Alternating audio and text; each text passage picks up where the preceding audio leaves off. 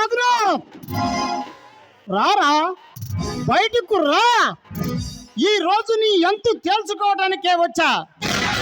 అమాయకుల జీవితాలతో ఆటాడుకోవడం కాదు, అడుగడుగున పేద ప్రజలు దోచుకోవడం కాదు, ప్రజల ముందు ప్రభువునంటూ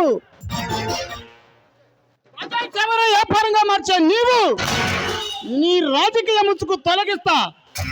న్యాయం కళ్ళు మూసి నువ్వు చేసే అరాచకాలను బట్టబయలు చేస్తా. నీ మగాడివైతే, నీకు దమ్ముంటే రారా, బయటకు రా.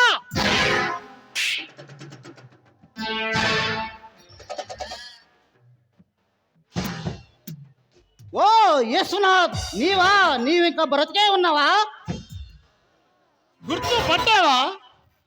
నీ దుర్మార్గానికి ధూళిగా మారి ఆ ధూళి పెనుతుపాలలో వెళ్ళి విరిసిన విశ్వనాథ్, నీ కారణంగా భార్యని పోగొట్టుకుని బిడ్డలు దూరం చేసుకుని నిన్ను హతమార్చడానికి టైగర్ గా మారిన టెర్రరిస్టుని, ఇప్పుడు నీ బాడీ మీద బుల్లెట్ల వర్షం కురిపించి నీ శరీరాన్ని తూట్లు చేసే భయంకరుని. ఏరా, గొంతు పెరగడం లేదా? అలా తెల్లలకు వేసావు. గుండె చాలటం లేదా? కాలు కదలడం లేదా? Tell me. నిన్ను చంపడానికి గుండె లెక్కలేదా యేసునాథ్? ఈ తుపాకీలోనే గుండె చాలు. ఏరా, కాలుస్తావా? కాల్తురా? ఎన్నో ఎదురు దెబ్బలతో ఏమారిన ఒక్క ముక్కలా మారిందిరా ఈ బాడీ. నీ బుల్లెట్లు కాదు కదా, నీ బాంబులు కూడా దీనిని ఏమీ చేయలేవు.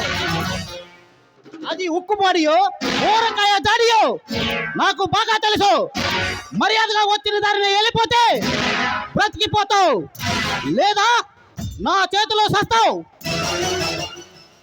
నీ చావు కళ్ళారా చూడండి.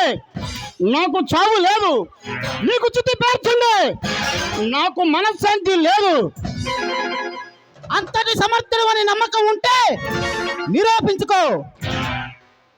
రంగంలోకి దిగాక రంగు తేల్చకుండా వెళ్ళటం నాకు చేత కాదు.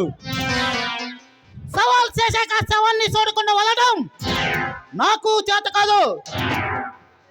అయితే అర్జెంటుగా ఈ లోకాన్ని విడిచి వెళ్ళాలనుకుంటున్నావా?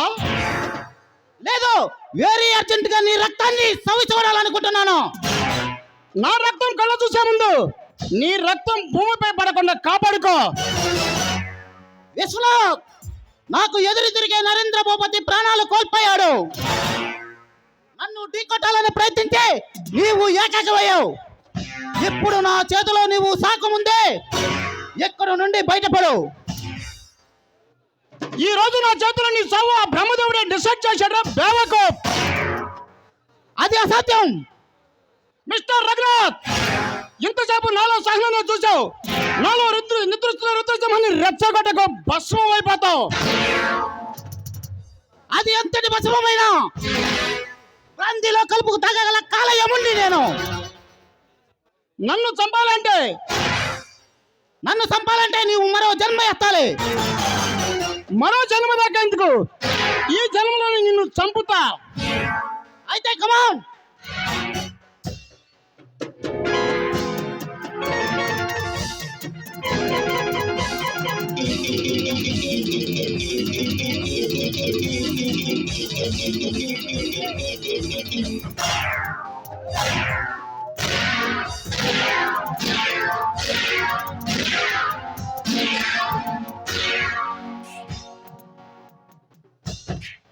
ఒరేయ్ రఘునాథ్, తప్పించుకున్నావా? ఈసారి దొరకపోవు. అప్పుడు చూపిస్తున్నా ఈశ్వరూపం.